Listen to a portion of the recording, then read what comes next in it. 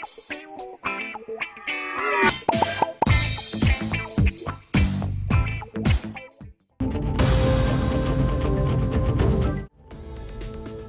Police ने जुमेरात को जामिया मिल्लत इस्लामिया के तकरीबन 14 तलबा को हिरासत में ले लिया। ये सभी गुज़िश्ता 4 दिनों से PhD तलबा के खिलाफ यूनिवर्सिटी इंतजामिया के जरिए की गई तादीबी कार्रवाई के एहतजाज में मुजाहरा कर रहे थे।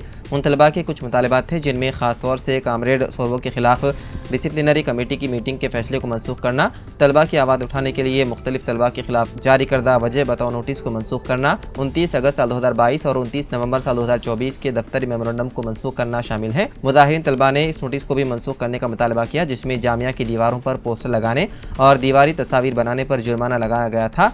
मुजाहिरीन तलबा ने मुतालबा किया है कि यूनिवर्सिटी अहाते में मुजाहिरा करने वाले किसी भी तलबा को मुस्तकबिल में वजह बताओ नोटिस जारी नहीं किया जाए। ऐसा करना उनके इज़हार ख्याल की आज़ादी पर कारी ज़र्ब साबित होगी जिसे किसी भी कीमत पर बर्दाश्त नहीं किया जा सकता।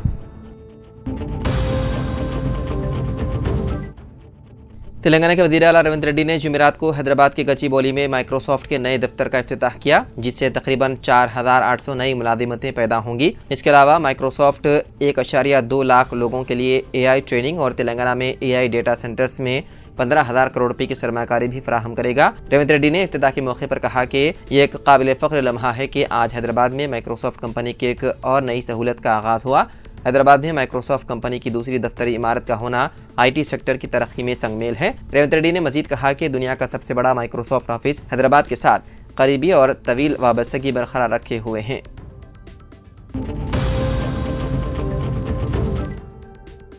नारायणगुड़ा में एक जोड़ा जो मुलाजिम के तौर पर काम करता था अपने आजिर के घर से 2 करोड़ रुपए से ज्यादा मालियत का सामान चोरी करके फरार हो गया। घर का मालिक जो इस वक्त दुबई में रिहाइश पजीर है ने बताया कि उसके घर में काम करने वाले एक मियाँ बीवी ने उसके जेवरात, हीरों के जेवर और दीगर कीमती सामान चोरी कर लिए। ये जोड़ा बिहार से ताल्लुक़ रखता है और उन पर चोरी का इल्ज़ाम है। नारायणगुड़ा पुलिस ने इस सिलसिले में मुकदमा दर्ज करते हुए तारीखों की शुरू कर दी तलाश।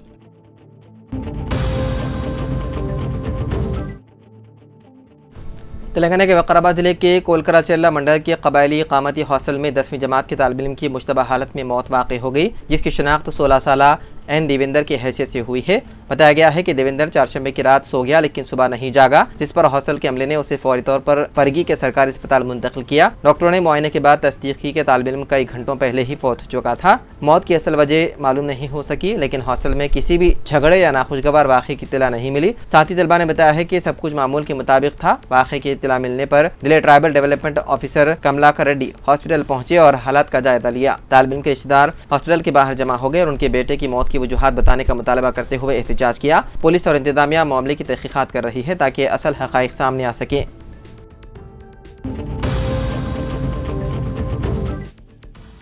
वक्फ तरमीमी बिल साल 2024 से मुतालिक JPC की रिपोर्ट आज राज्यसभा में BJP के रुकन पार्लियामेंट मेधा वशराम कुलकर्णी ने पेश की जिसे ऐवान बाला ने मंजूर कर लिया। इस दरमियान अपोजिशन अराकीन का जोरदार हंगामा देखने को मिला और एक वक्त ऐसा आया जब बरसर इख्तियार तबक़े की रोश को देखते हुए अपोजिशन ने वॉकआउट कर दिया। इससे कबल कुछ अपोजिशन अराकीन ने अपनी बात ऐवान में रखी और JPC रिपोर्ट को गैर आइनी करार दिया।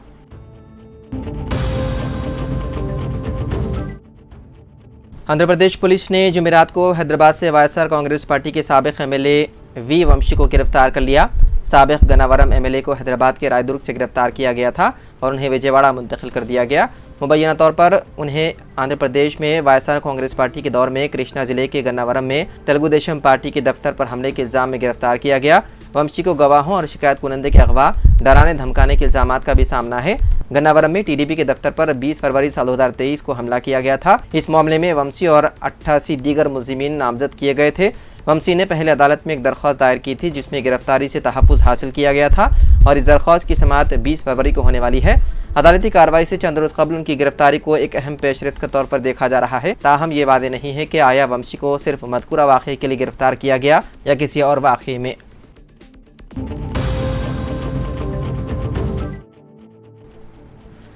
देवाकदरा अक़लियती इक़ामती जूनियर कॉलेज के एक होनहार तालिब इल्म मोहम्मद सलमान ने JEE मेंस के इम्तिहान में शानदार कामयाबी हासिल की। मोहम्मद सलमान जो मुस्तक़र देवाकदरा के रहने वाले हैं ने अपनी मेहनत और लगन से यह काबिल फ़ख्र कारनामा अंजाम दिया। कॉलेज के प्रिंसिपल रहमतुल्लाह और तमाम टीचिंग स्टाफ ने मोहम्मद सलमान को उनकी इस कामयाबी पर दिली मुबारकबाद पेश की। प्रिंसिपल ने कहा कि ये कामयाबी न सिर्फ मोहम्मद सलमान की ज़ाती मेहनत का नतीजा है बल्कि कॉलेज असातिज़ा और इंतजामिया की मुसलसल कोशिशों का भी समर है। उन्होंने उम्मीद जाहिर की है कि मोहम्मद सलमान मुस्तक़बिल में भी इसी तरह की कामयाबियाँ हासिल करते रहेंगे। वहीं दूसरी तरफ मोहम्मद सलमान ने अपनी कामयाबी का सेहरा अपने वालिदैन, असातिज़ा और दोस्तों के ताउन को करार दिया। उन्होंने कहा कि JEE मेंस की तैयारी के दौरान उन्हें कॉलेज के असातिज़ा की रहनुमाई और वालिदैन के बेपनाह हिमायत हासिल रही, जिसकी बदौलत वह इस मकाम तक पहुँच सके।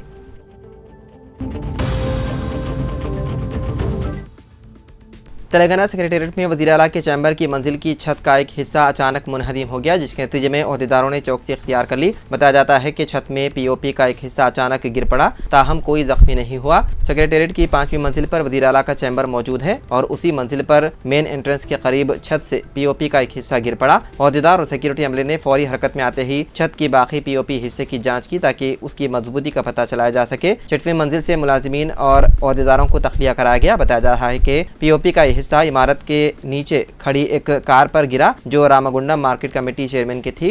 कार को नुकसान पहुंचा, ताहम उस वक्त कार में कोई मौजूद नहीं था। वादे रहे कि तेलंगाना सेक्रेटेरिएट हाल ही में तामीर हुई और मुख्तसर अरसे में छत की POP का झड़ना तामीरात के गैर मियारी व नाकिस होने का जाहिर करता है। ओहदेदारों ने दुरुस्तगी का काम शुरू कर दिया।